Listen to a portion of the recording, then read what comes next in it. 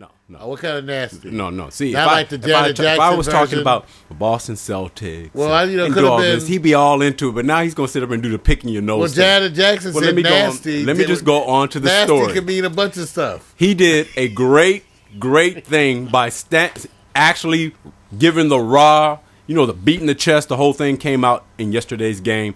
He had about 13 rebounds, I think 12 points. So he did a double-double, or, your double-double. He could have got more points, but his influence on the court showed the defense of what Chicago has presented earlier in the season. So the part I like about it is you got to see the element of what made them fuel the 62 games that they won this year. But what did he do? He beat on his chest. Did he slap his head? Because when you ball, that might have effect. Like go pow, pow, pow. Here we go. All right. I mean, I want to see what did he do to actually inspire you. First of all, Mario, you're not going to believe anything because you're ready to make fun of it, and I'm not going to give you the opportunity. I watched him. I did watch him. No, you didn't. I did. He was playing hard. Thank you. He was playing hard. See, you see what he's trying to do? We better step it up. I'm just saying, but so some of that rah-rah stuff, like the beat in the chest is overrated. But I think it energizes the team. Well, I'd say, how about slapping the ball head? He did. Slap your own head. He actually got a hit in the head, and it drew blood. So he did it. Boxers would come out and beat their own ass. Yeah, see, obviously he's got. Just to show you what they could. You need to get back on your meds, man. All right. All right. Let me go to the question that I think this is the best team to go against Miami, and everybody's giving Miami Heat the pass all the way through the NBA championship finals and that they're going to win. Here's the best team in the East that may push the defensive level up a couple of notches over the Celtics.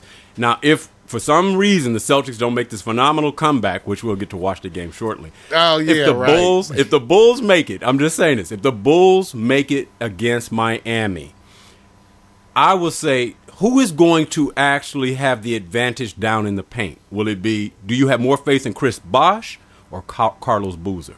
What do you think, Mark? Down in the paint, if those two teams meet.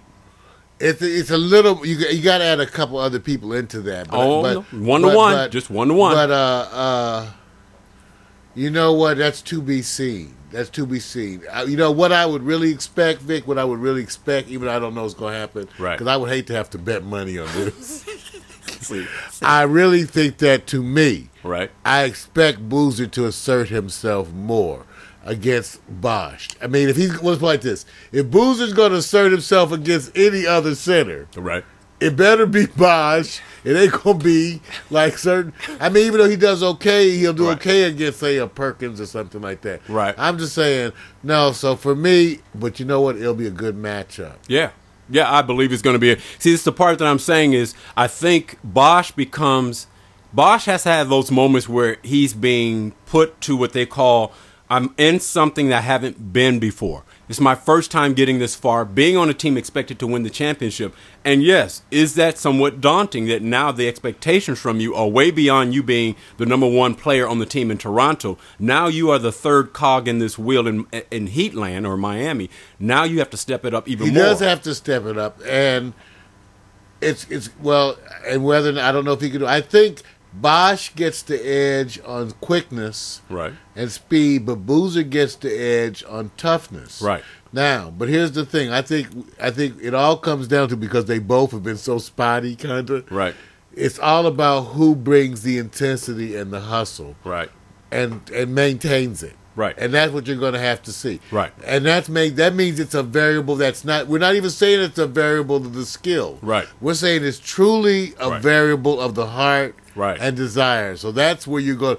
As far as I'm concerned, this is a classic example where the one who wants it to work most is going to win. And I think the person who's going to get challenged the most, more so, is Bosh, because when you have Noah, who's camping around with that's why I said Carlos Boozer and Taj Gibson, who's also a big man down there. They got a 3-tier power forward front that is aggressive, athletic. Well, that's what I meant when I said you had to add some other variables, because I said I think Bosh got to be worried about what Noah's going to bring. Right, and they bring speed as well. Maybe not as fast as Miami, but they bring more pressure defense for an athletic team.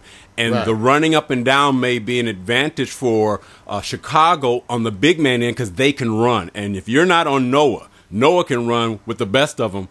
at his size. And that's the part you go like, I have one man who's the down low. He's the meat and grind person, hopefully. And then I got this man who just likes to jump and intimidate you. So I think Bosch is going to be tested. So I favor a little bit right now with Carlos Boozer. I agree. Well, you know what, too, Vic?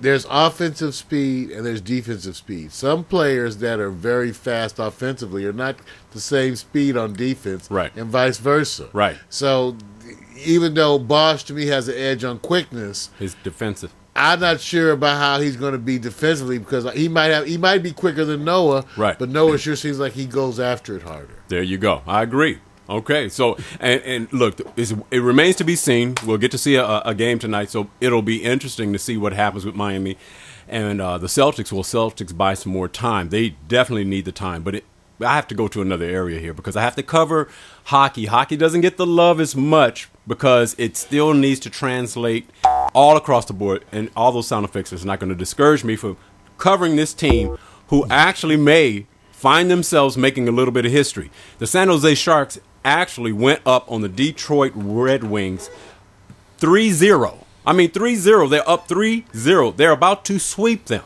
And then all of a sudden, something clicked with Detroit, and they won 3 straight games. They're going to a 7th game. This will be the 4th team in history that would accomplish this if they do win. My question to you is, really, what contributes to a team's inability to close out an opponent leading 3-0? What do you think the factors are? Because that's an unbelievable turnaround, Mario. When you think about it, you're up 3-0. The team that you're going against is going to be demoralized. They don't even want to get swept. Now it gets turned around. So is it more that Detroit has stepped up, or San Jose is in a territory because Detroit has a history of winning, the Stanley Cups? For San Jose, it's not there. They're being tested in a way to say, look, this is new territory. Are they being impacted? Are they out now? Let me just say this, not to knock on it. Are they now playing like the Gasol of the Lakers?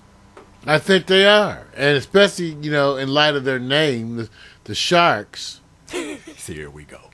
What the hell's going on? All right, well, let me do this. I think Detroit should change their name to the Detroit Hot Wings, though, instead of Detroit Red Wings, the Detroit Hot Wings. Because that'll really give you a better focus. Because, who knows what a red wing is anyway? We know what a hot wing is. I need help. But that's why I say, I think it shows you, and if you could think of Detroit just being, they're just hard-nosed, blue collar, right, hard-nosed, and hockey, too. Yes. So you got to just give it to the Detroit Red Wings, soon to be the Hot Wings. Okay. Whatever Mario just put as it relates to the food channel. They can get a sponsor from okay. Wings and things. Let me help the folks that, for some strange reason, may want to participate in trying to determine what do you think is the reason why. And this is going to be interesting to me because I have some choices here, and I'll just run through them. And I don't include all the choices. It may be something internally. It could be coaching or whatever. But what is holding back the San Jose Sharks or the turnaround? Because it goes both ways. Detroit turned it around. San Jose has turned it around. I listed a couple of choices here. One is, is the coaching. 2, lack of focus. 3, assumption. When you go up 3-0, you actually probably relax and assume you got this. Then you have looking ahead, meaning that you're going past the team. At 3-0, you're looking past the team. Lack of floor leadership. At the time when it's time to close out, they say you go for the jugular. At that time, it didn't appear that they done that. Opponent removed the kryptonite. Detroit said, our kryptonite has been removed. We are now ready to come back and get those Red Wings that Mario always talk about. Okay, Hot Wings. Well, no, I think it wasn't lack of focus because I think they did focus. I think they just got beat. I think they were fully focused. I had sharp-ass focus. Like that, just focus, it's like the eagle coming down from the sky. That's how sharp their focus was. And then they just got their ass whipped. Wait a minute. Mario, you're a coach. You're up 3-0.